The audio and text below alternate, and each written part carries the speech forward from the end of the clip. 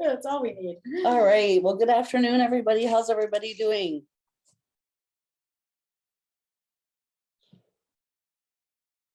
It's a nice rainy day for a conference. Awesome. So today we're just going to talk about ear cytology, the collection, preparation, and evaluation of it.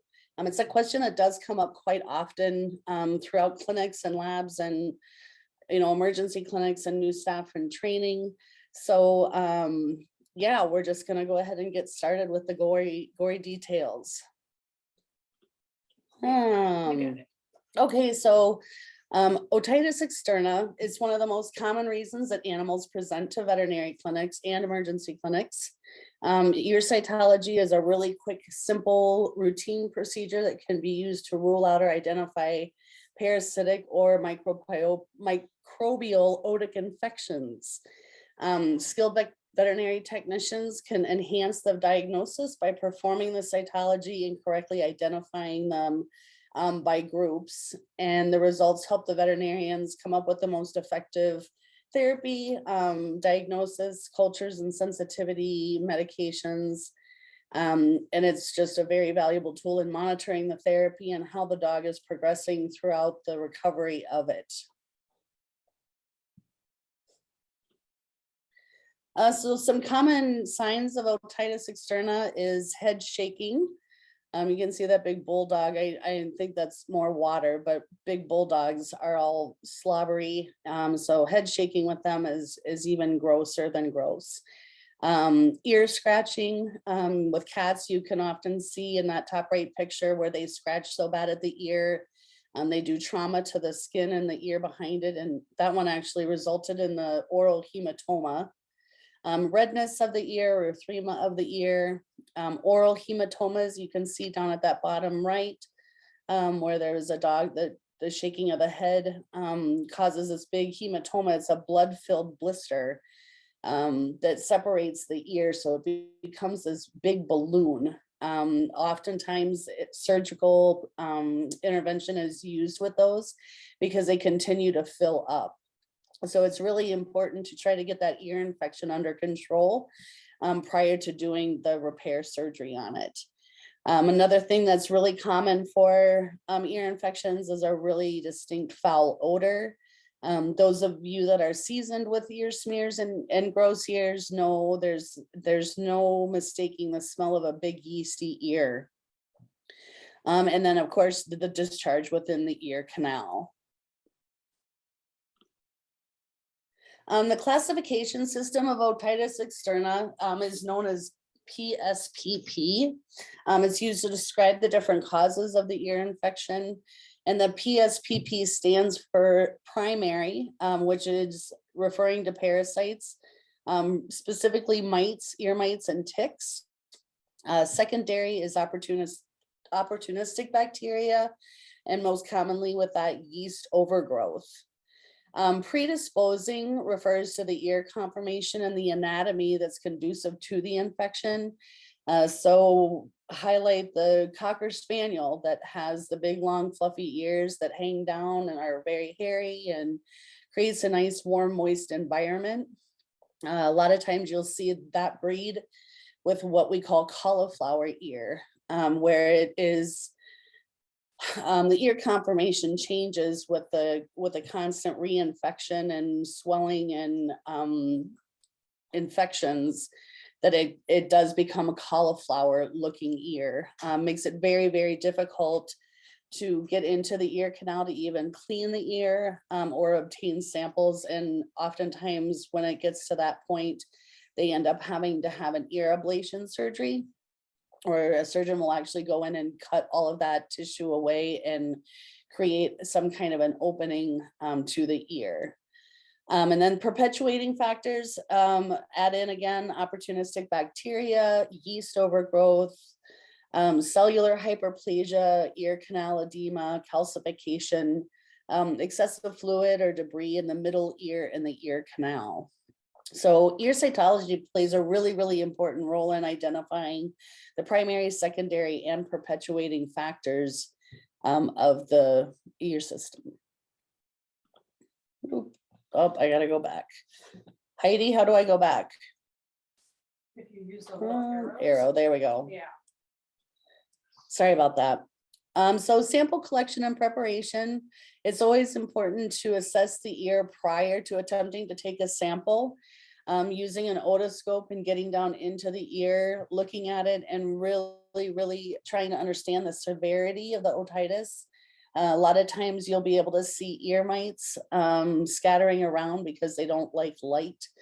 So when you go into that ear with the scope and the light, you can see kind of little white bubbles or white blubs running around in the ear. It's also really important during the ear examination to take note of any physical deformities, any kind of lumps, bumps, tumors that may be seen in the ear. But most importantly, you want to make sure that you are checking the viability of the eardrum or the tympanic membrane. Oftentimes the ears become so irritated and friable, they become very soft and sensitive, and they can damage very easily. So you want to make absolute sure that the tympanic membrane is not compromised or torn. If it is, and you were to introduce any kind of ear cleaning solution or other substances into the ear, you could be doing permanent damage to the inner ear. So again, just making sure that you're ensuring that the tympanic membrane is in good condition. Each ear is sampled with a separate swab. I know there's some veterinarians that will use a different ear cone on each ear just to make sure that you're not infecting ears if one ear is infected and one is not. So it is recommended to change if there is an issue noted.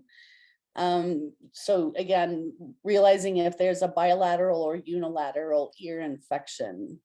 And you'll want to take a clean swab. It doesn't necessarily have to be a sterile swab, but a cotton tip applicator stick inserted into the ear deep enough to reach the junction between the horizontal and the vertical ear canals. So that picture at the top, you can kind of see right exactly where it is, the sweet spot that you want to go to collect that sample. The common practice is to break the swab obtained from the left ear so that you're easily identifying and differentiating which swab came from which ear.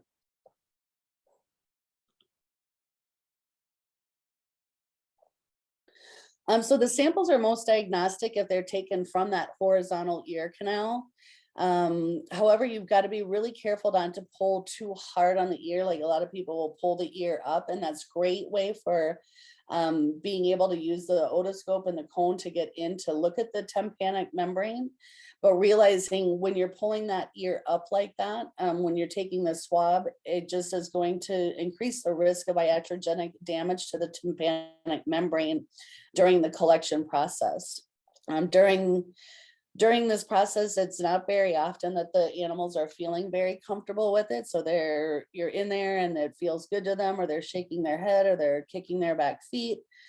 So again, you want to just be really careful to have a good grip, but not too good of a grip on that swab, because if they're going to start shaking, you want to let go of that swab so that you're not risking damaging that eardrum.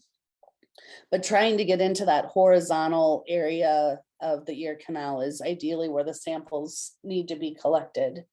And then just noting the physical characteristics of the sample is really helpful with the veterinarian and the diagnostics. Again, when you start to see these over and over and over again, you're going to know when it's a yeasty ear, you're going to know when it's a bacterial infection, you're going to know when it's ear mites.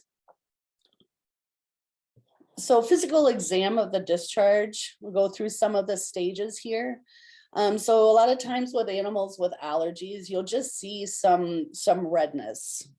It could be erythemus or pruritic. I can never say that word. So it can be an inflamed and red, but you're not going to see any kind of like real significant discharge. You might see a little bit of sheen just from the irritation. It's still imperative that you get these ears cleaned and get the animal, on some kind of allergy medications to calm that's causing the pruritus or the ear irritation. But again, this doesn't look like it's a major infection, but yet you still want to do a full ear exam and ear cytology on these to confirm. Dark brown serous discharge is most likely to be earwax. I see a lot of it with Labradors. They just get this brown earwax that's just gooey brown earwax. In cats, you'll see it to be collected kind of in little chunks, and that is ear mites and their excrements, I'll put it that way. There may or may not be a bacterial infection associated with these. Yet again, it's still imperative to go ahead and get these ears properly cleaned to help minimize that and help them clear it up. The next one shows a pretty good ear infection. It's got a pale yellow brown earwax, which is cerumen, purulent discharge. So it's an infection. The discharge could be mixed with wax or inflammatory infiltrate. It's consistent with secondary infection with yeast and bacteria. So you can see all of the chunks and the discharge that are collecting on the outside of the ear.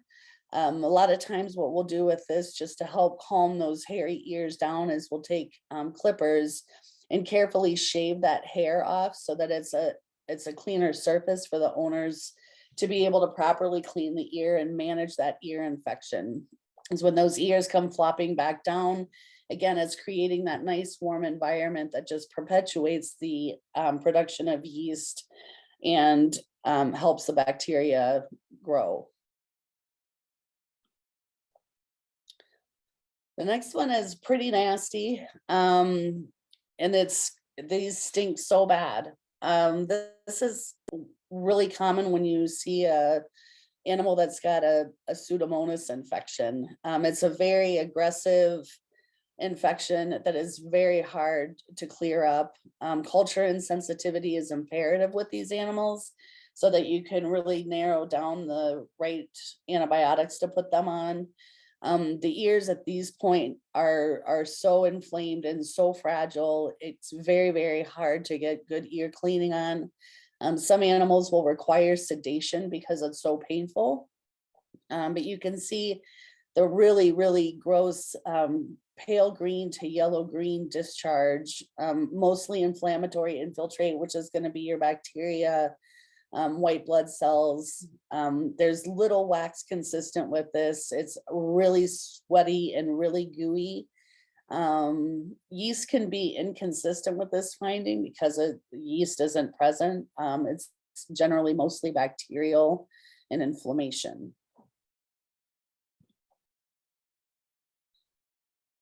So here is an even gooier ear, pale green mucopurulent discharge, consistent mostly of mucus.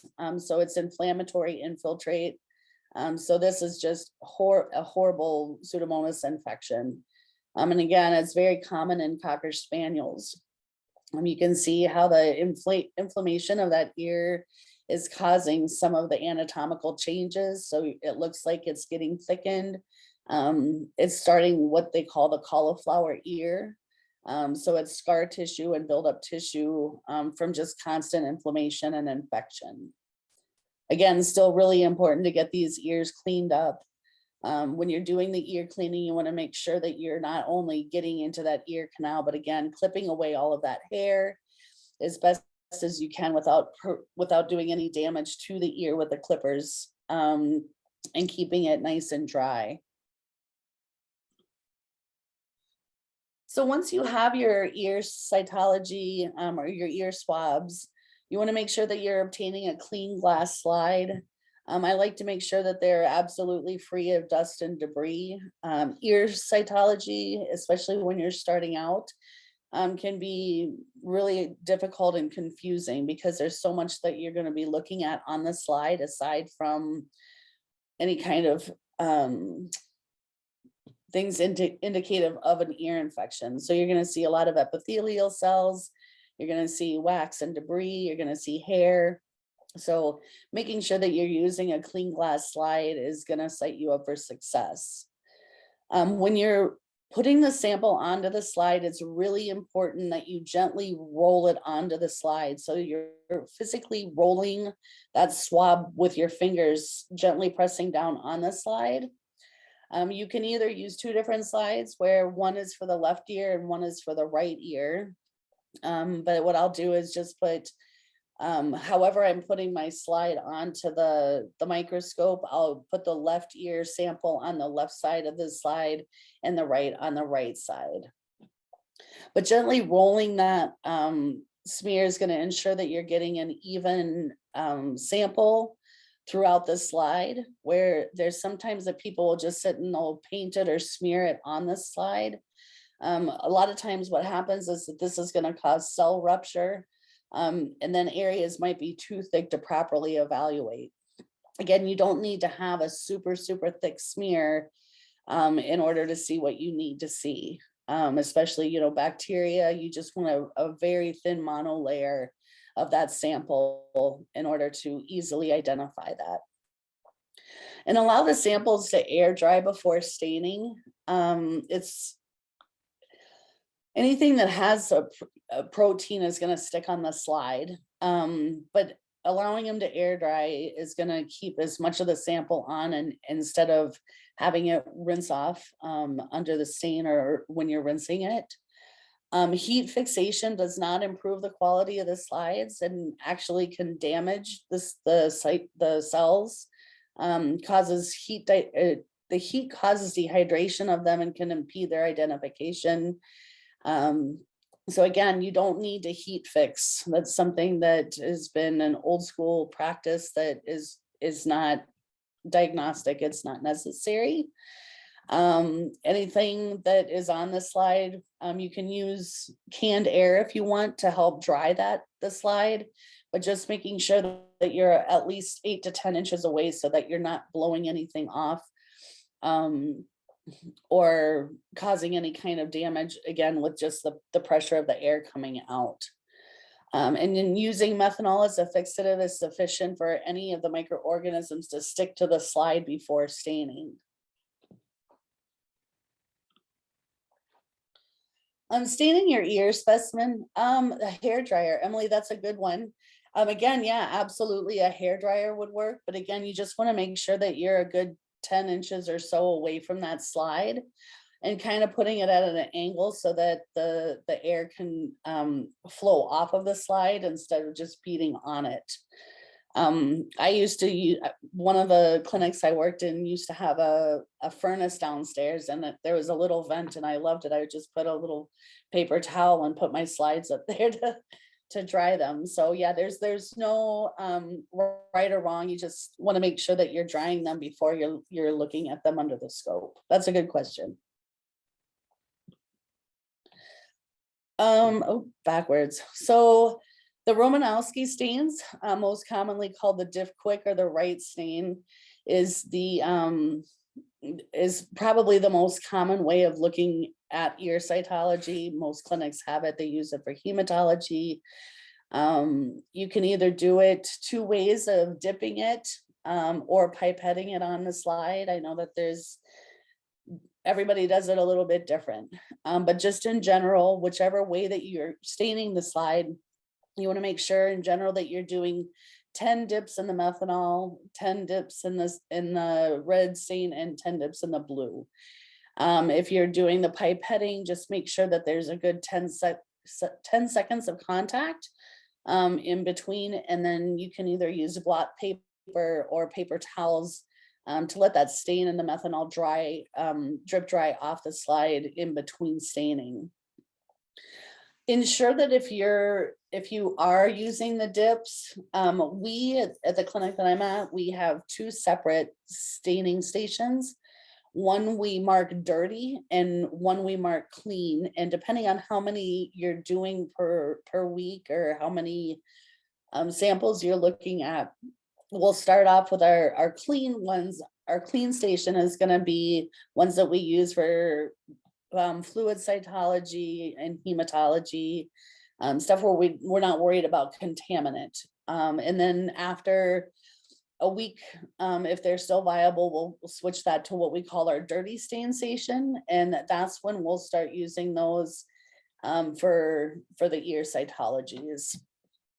So just making sure that you're not contaminating, because ear chunks will, depending on how you are preparing that slide, do have risk of losing chunks into the stain.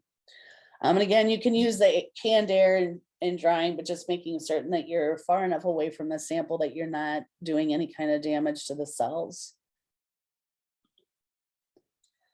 Another stain that I really like, and it's just because I'm old school, I guess, is new methylene blue.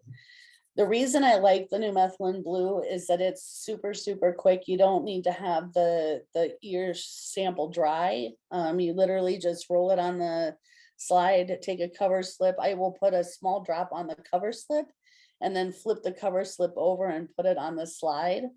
After that, I'll take a paper towel, fold it in half, and I'll just dab it straight down. You want to make sure that when you're doing any kind of wet prep, that you are not moving that slide on top of the sample after you put the stain on, because what will happen is you will roll all of the cells and it'll be really, really hard to identify. So I just go ahead and we'll put the ear smear down, put the cover slip with the new methylene blue on, come straight down and dab it. And then I can go right to the microscope and start looking at it. This is great for cellular components and yeast. Anything that's real big, like if there's some mites in there, eggs, you'll see those. They're super, super easy to identify, but it's imperative that you are not reporting any kind of bacteria, because new methylene blue will harbor bacteria. Whether you keep it in the refrigerator, whether you put it in a tuberculin syringe and try to keep it as clean as you want, you just never can report bacteria when using new methylene blue. But again, for ears, especially rechecks where it's, you know, what organism is in there that you're treating, it's really easy to just go ahead and put a new methylene blue prep on it and see where the commonly yeast infections are in their therapy of cure. The last stain here, not a lot of clinics will carry this. It's called gram staining. And this is strictly used in microbiology. So it is going to differentiate between gram negative and gram positive bacteria. It's the only stain that will do that. So when you're looking at your stain that you've done with diff quick per se, you're going to see a whole bunch of what's ever in the sample on the slide, but it's generally going to always stain blue. So gram positive bacteria under gram stain will stain blue, where the gram negative will turn red. But under diff quick, everything is going to turn blue or a different shade of blue. So using a gram stain, again, differentiates between gram negative and gram positive bacteria. The reason that I like it is that you are being able to differentiate between true gram negative or a gram positive bacilli. It just gives you a little bit better reference of what kind of an infection that you're dealing with. And any time that you see gram negative bacteria in an ear, you absolutely have to do a culture and sensitivity on that. Again, just finding the right antibiotic to treat that infection. The gram staining is going to take quite a bit longer. It does require flooding the slide. I don't know if in microbiology, if you were taught, there used to be a bar that would go across the sink, and that was your staining station, and you would flood the slide and let it sit. You can also do this by just putting on a glove and holding the slide level and flooding the stain throughout the staining process.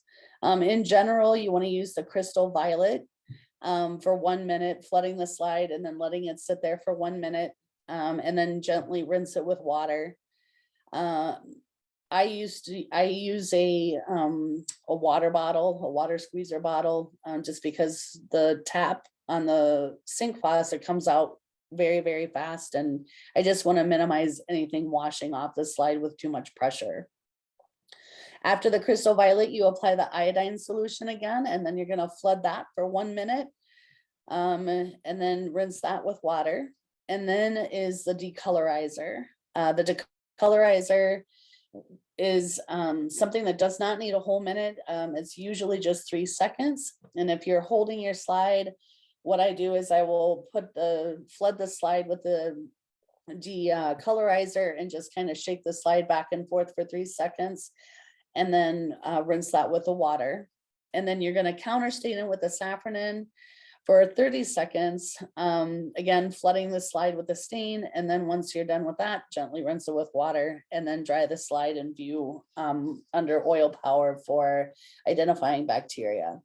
So it's a little bit more of a manual process and does take a longer amount of time. You're looking at probably 5 minutes or so more of preparation to view the slide. But again, it's going to help you differentiate between spirochetes, gram-positive, gram-negative bacteria, bacilli.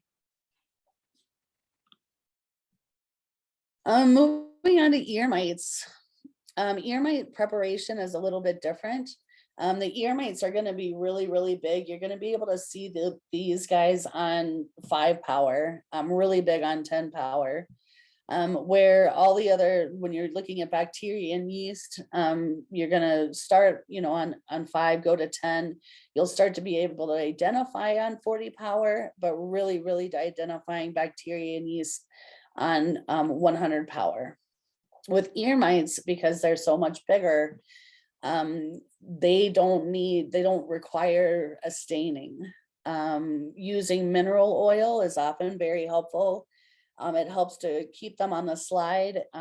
Ear mite secretions are very, very chunky and sometimes dry. So the mineral oil helps to kind of rehydrate that. And you can take a scalpel blade or the end of the cotton tip applicator stick and kind of crush up those bigger chunks to thin them out so that you can get a better view on the slide of what you're looking at. What you're looking at is for the adult mites and eggs. You don't need to stain them. You can use a cover slip to cover on top of the mineral oil, but I never go that route because, again, you're going to be able to identify these on 5 power and 10 power, not worry about getting it wet. Not wet, but putting on a cover slip, if you're not doing it correctly, it can cause a lot of air bubbles and just make it too thick of a wet prep for identifying. So I just usually crush up the little buggies and put some mineral oil on and smear them out, making sure it's as thin of a layer as you can, and looking for the mites and the eggs. So here are some pictures of ear mites. That top picture is looking through an otoscope and ear cone into the canal. And you can see all of those little white blips. Those are the ear mites. And again, they're photophobic, so they don't like light. So when you see them in the ear canal, you'll see them actually move, scattering away from the light. The ear mites are 6-legged larvae that hatch from the eggs and develops through 2 different nymph stages before becoming an adult.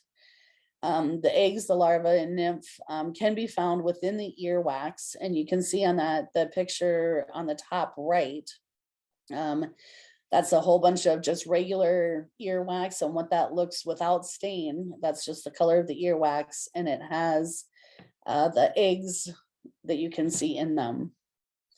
Again, they're photophobic and will be little running white dots away from the light when it's examined with a handheld otoscope.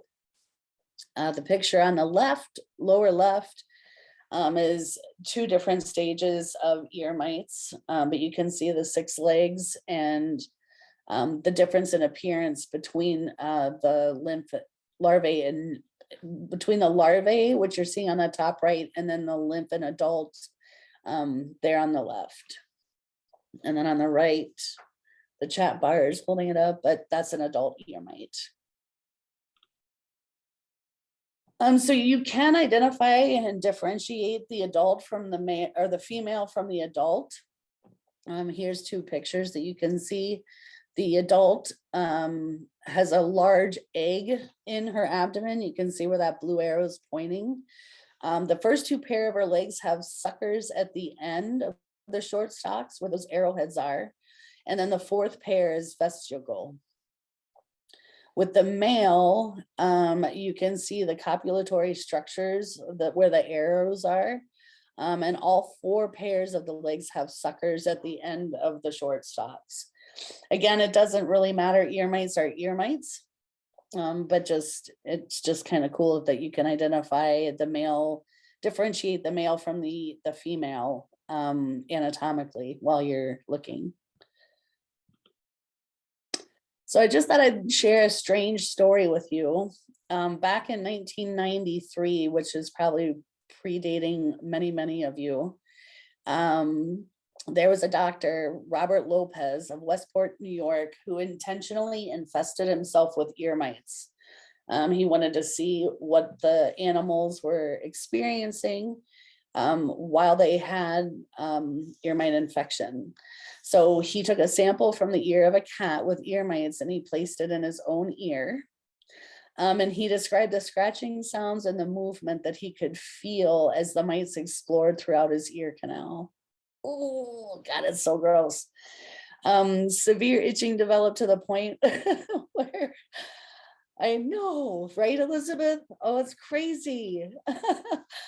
But where sleep was impossible, the intensity of the itching and the mite movement decreased over time and the infection resolved by itself within a month. And this crazy man, the big story of it, and I didn't want to go on and on about it in today, but he ended up infecting himself 3 more times, because he was noticing that the infections were not lasting as long. And he was thinking that there was some way of them becoming immune. I know, everybody, it's so crazy. It's so crazy. I could not ever do it. Never. Yeah. So lots of emojis and gnarliness there, but yeah, so he did that. And when I was reading it, I was just so creeped out, and it just made me empathize so much more for our poor dogs and cats that have ear mites. I just can't even imagine listening to that scratching and that squeaking and the intensity of itching. Like, I couldn't imagine. So I learned this in school. Dulcie, you considered doing it for about 3.5 seconds. Yeah, I don't know.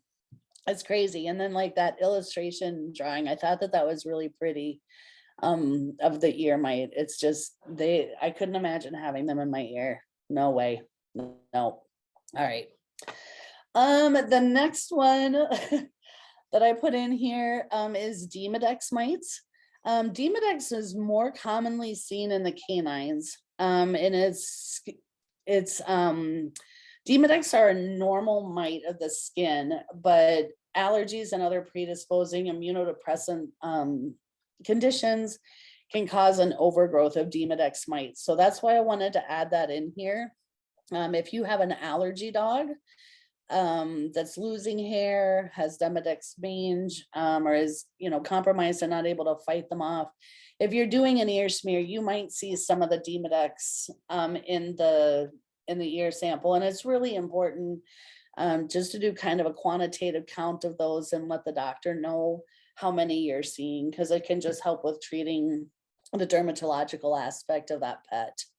Again, it's most common found in the dog. Oh yeah, rescue and volunteer work, you see a lot of DEMODEX mange. Yeah, especially those dogs that come up from the south. So yeah, again, skin cytology, you'll see the mites, you'll see yeast. I can do a whole nother CE on dermatology and skin mites and skin preparations with tape. But yeah, it's, those poor dogs are itchy, and those mites are just as itchy as it would be in your ear. So it is definitely something to control. But again, if you're seeing them in an ear smear, just while you're doing a routine ear smear and you see those, that is a good indication and something that you definitely want to make sure that you bring to the attention of the veterinarian. God, their mites are making me itchy. Yeah. I'm scratching my head. Oh my God. Okay. So common bacteria, we're going to switch back over to bacteria now, observed in ear samples. Gram-positive cocci are the most commonly ones associated in acute otitis in the dogs, where you'll see clusters are found throughout the ear cytology. Again, typically gram-positive. The Staphylococcus species are the most common, although you can see Streptococcus and Enterococcus. But those will be found in ear cultures, but it's the gram-positive cocci. And in this ear smear picture here, you can see that we have some degenerative neutrophils. So those are white blood cells that are breaking down. There's definitely phagocytosis going, which phagocytosis is the eating. It's the process of the bacteria eating the bacteria. Or the white blood cells, I mean, eating the bacteria. So in this cell, on this slide, you can actually see intracellular bacteria. So all of those little white dots, and then again, this is going to be on 100 power that you're going to be able to identify the bacteria. So you're seeing some proteinaceous, that pink cloudy stuff that's in the back is just proteinaceous breakdown of the cells. So it could be the part of the cytoplasm, other proteinaceous things that are in the ear and the breakdown of it. But again, that intracellular phagocytized bacteria is a clear sign of an infection. In this slide, we have numerous coccibacteria, and I really am just a lab geek, and I like to go into the pairs, singles, tetrads, and chains. And what that's doing is describing the morphology or the congregation of them. So pairs is going to be exactly that, where you would see like two coccidots next to each other and they look like a pair. Tetrads and chains, so you'll see some that are actually a chain. You'll see some in groupings. Again, you're seeing the white blood cells, degenerative blood cells that are in that slide, that are in the process of trying to beat the infection and are eating that cocci. And again, if intracellular cocci is found, a true infection is usually present. And then again, you're seeing all that pink kind of hazy swirly stuff, again, is proteinaceous material. There's also in this slide, you can see the rod bacteria. So cocci are generally going to be small and round, and again, in pairs, tetrads, chains, or clusters, where the rod bacteria is going to stain a little lighter blue, and they're going to be a rod. So it would be like comparing a grain of salt to the shape of a grain of rice. They're not going to be sized differently versus salt versus rice, but the rods are going to be a round oval shape. And again, with the gram stain, everything is going to stain blue. It's only the gram staining, or with the diff quick, I said, is going to be blue. The gram stain is the only one that's going to differentiate between gram negative and gram positive and stain it a true red or a blue. So in this nasty ear, you can see all of those degenerated red blood cells.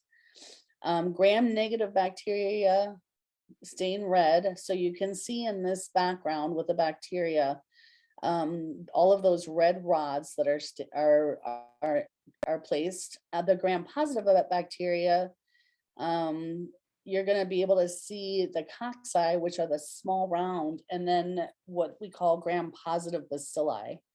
Bacilli can be deceptive because it does kind of carry the shape of a gram-negative rod or a rod-shaped bacteria, but they're usually a little bit thicker. They're a little bit fatter and shorter. And then you're remembering that quick stains, again, are all purple and blue. They don't distinguish gram-negative.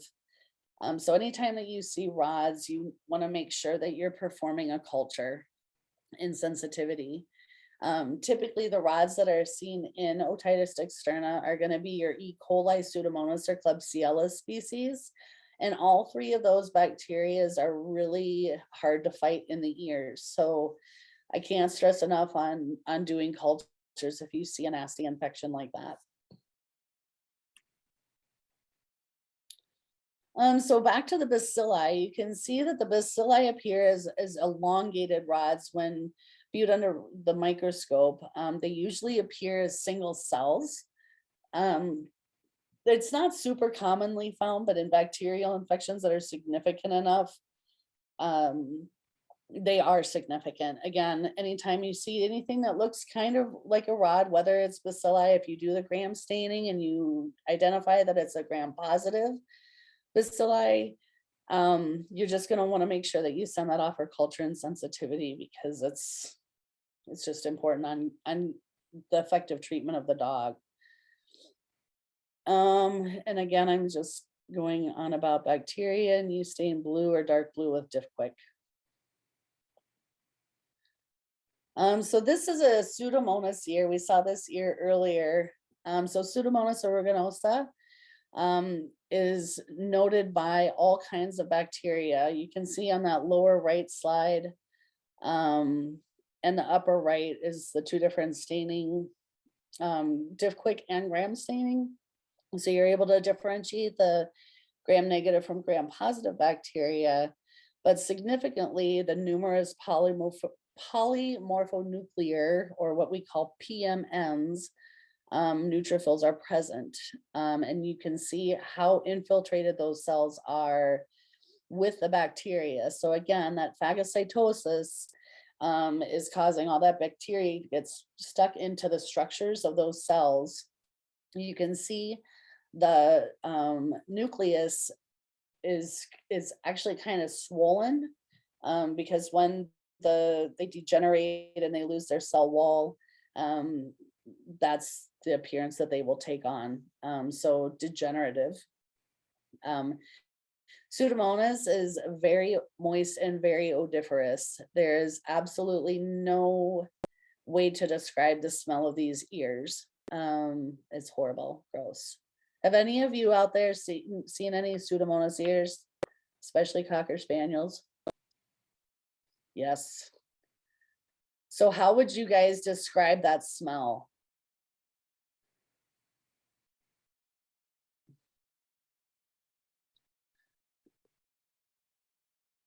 Tangy. Yeah, yucky and tangy for sure. For sure. A fun fact about Pseudomonas, when I toes, oh Beth, those are some nasty toes. Ooh, yeah, very disgusting. But when I was teaching microbiology, one of the cool characteristics with Pseudomonas, when you are plating it on a certain media, it will have a fake grape smell. So it's crazy that a bacteria that is so disgusting on an ear, plated on the media that helps gram-negative bacteria grow and be identified, it literally does smell like fake grape. If you were to lift up the lid and just kind of waft it, you can smell fake grape smell. One Halloween, I actually dressed up as an agar plate. I took 2 big hula hoops and put cellophane wrap around them, and then I got some red vinyl to put on the back of the hula hoops, and I spray painted all these bacteria. And then I bought grape air freshener and I had little flaps next to my arms so that I would walk by and I would flap grape. And people had to pick out which bacteria I was. It was pretty crazy. Yeah, artificial grape flavors never be the same. Sorry about that, Chrissy.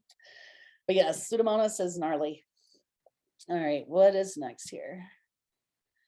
Keratinocytes.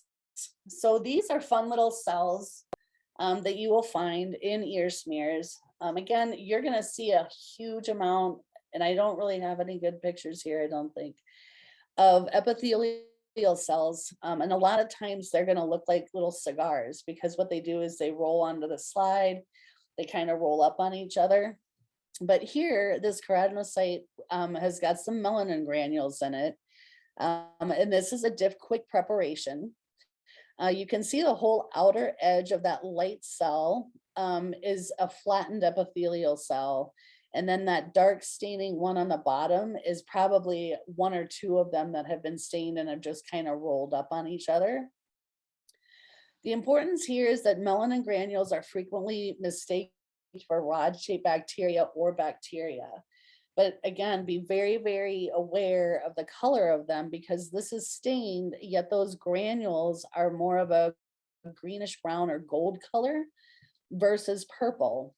So it's important to make sure that if you see these, don't report this as bacteria. It is a keratinocyte. And they're commonly seen with allergic conditions. So if you have another allergy dog and you're seeing these, again, they're important to identify, but be really careful to not identify those as bacteria. Again, what does it say? I'm not even, oh, they do refract when using the fine focus knob on the microscope.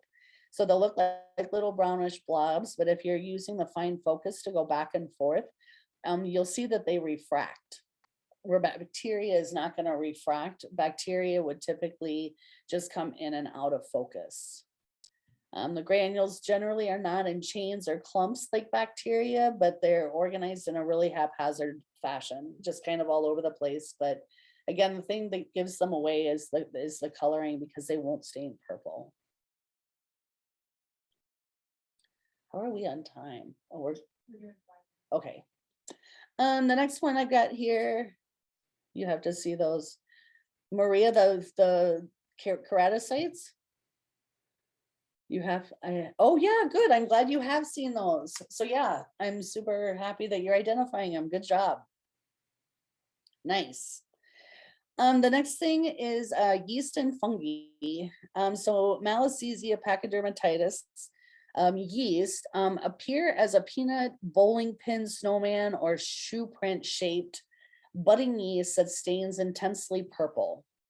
And you can see in that lower right hand slide that sometimes there is a variety of the stain that they pick up. But again, you're looking for that classic snowman bowling pin shoe print shaped yeast body.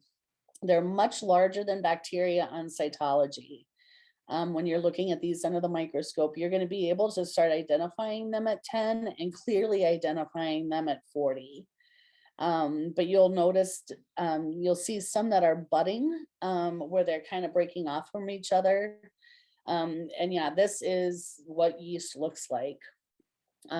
Throughout this cell on the lower part of the slide, you can see here how important it is to get a nice thin layer with that ear smear because of how thick it is. So you can see all those really dark staining areas is just way too thick. So if you get a nice thin area, that's where you're going to see observations like what's in the middle of that slide and then what's on the right hand slide, so that they're single layered out and you can clearly identify and quantify them. Fungal spores from dermatophytes and ringworm can also be observed in the cats. Usually this comes from a deeper skin scraping, but I just wanted to throw that out there because you can find these in severe cases in skin and ears. And I just wanted to point out what those little spores can look like. In infections in the bottom slide, you can see that it's around a whole bunch of denatured and broken up white blood cells. But you can see that those two little fungal spores have a clear halo and basophilic center. So you can see that there's clearly a spore there. So keep an eye open for those with cats that are suspected with ringworm. The top slide is a unique slide. That's actually a skin scraping, but I just wanted to point out the shape of those dermatophytes because of how they look. That particular stain, there's a special stain in the microbiology lab called lactophenylcotton blue, and it gives off this beautiful blue stain. So that's not a common stain that any of the clinics will have. That's used in diagnostic labs, but I just wanted to show you the size and the shape of those fungi spores, because even if you're staining it and you're seeing hair with those little fungal spores, they kind of look like leaves off of a tree. It's a good catch to tell the doctor about.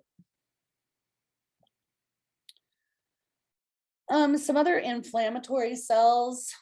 This one is good because you can see all the degenerative neutrophils that have been damaged by their environment. Most of it is endotoxin producing bacteria. So as they're phagocytizing and the bacteria is throwing out all these endotoxin, it just breaks everything apart. So this is just kind of a nice mess of a slide. You can see all of the proteinaceous pink smearing that's going to be in the slide. Like I said before, it's just really important to get used to seeing what's normal and abnormal, because you're going to see all kinds of stuff in the ears. The cells of the neutrophils, especially the nucleoli or the nuclei in the cytoplasm, can swell, and the cytoplasm will become either absent, foamy, or vacuolated, or you'll just see big smears of it in the slide like that. Pale pink to purple. Yeah, that's just kind of a nice mess of a slide. You can see some bacteria in there, the degenerated neutrophils, and really deep tissue infections. You'll see macrophages because they work through the bloodstream and come through the tissue. I don't think I really see one there, but just to know that macrophages are another inflammatory cell that can be commonly observed. And then reporting your ear cytology findings. I think that this is the one part of cytology that most clinics struggle with. The reason being is there's so much room for technical error, because I may see something one way and Heidi may see something another way, or reporting it. So it's just really, really, really important that everybody has kind of a standard operating procedure, so that you're being consistent in how you're reporting. So at our clinic, I put up a big paper that has this information in there. If you're not seeing any kind of bacteria, yeast, or inflammatory cells, you're quantifying that as a 0. A +1 is occasional bacteria, yeast, or inflammatory cells, but really only through careful screening. A +2 is going to be low numbers of bacteria, yeast, or inflammatory cells that are present that are easily found without difficulty as you're looking through the slide. The +3 is going to be larger numbers of them found easily without any kind of difficulty at all. And then a +4 is going to be massive amounts everywhere. So coming up with a quantitative reporting scheme like that at your clinic is ideal. Again, some people, well, most things are electronic medical records these days, but making sure that you're reporting yeast, cocci, rods, white blood cells, and any kind of physical appearance of that ear smear. So if it's white and or if it's yellow and green and full of bacteria and stinky, make sure that you're putting that in your report for the doctor. So we're going to test some knowledge now. Are you guys ready? What is one common sign of otitis externa? Inflammation? Yep. Redness, itching, shaking head, swelling. Good deal. Look at you guys go. Yes. Very good. All right. Which significant microscopic finding appears as peanut, snowman, bowling pin, or shoe print? Look at you guys. Man, you are the yeast masters. Right on. Yes. What's next? Ooh, what is cerumen? Wax. Yep. Normal ear wax. Wax, wax, wax. Good job. You guys know more than I do. It's a fat-laden exudate. Instead of saying wax, we're all going to learn fat-laden exudate. It makes us sound so, I don't know. What is the most common stain used for ear cytology? Yep. Diff quick, new methylene blue. Good job. Diff quick, new methylene blue. Perfect. Perfect, perfect. But yeah, diff quick is the one that most clinics will use just because that's what the doctors prefer. But again, I would explore you if you have new methylene blue to give yourself some playtime. Looking at the difference between a diff quick slide and a new methylene blue slide, because new methylene blues are quick. And when would you decide to use mineral oil versus a stain for microscopic identification? Man, you guys are on top of it. Mites for sure. Do I have another one? Oh, I do. And which stain differentiates between gram-negative and gram-positive bacteria?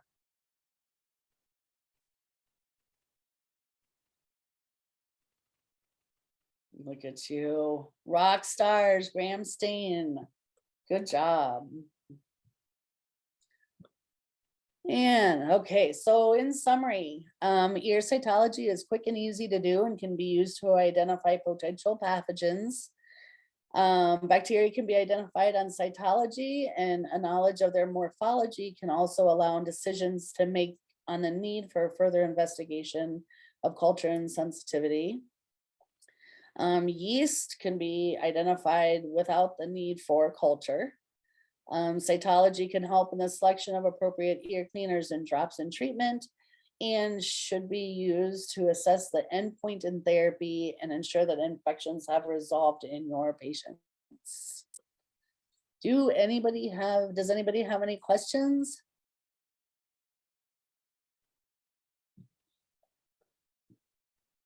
This was fun. Oh, thank you. I'm glad that you liked it. I try to make it fun. I know I'm a little bit of a lab geek.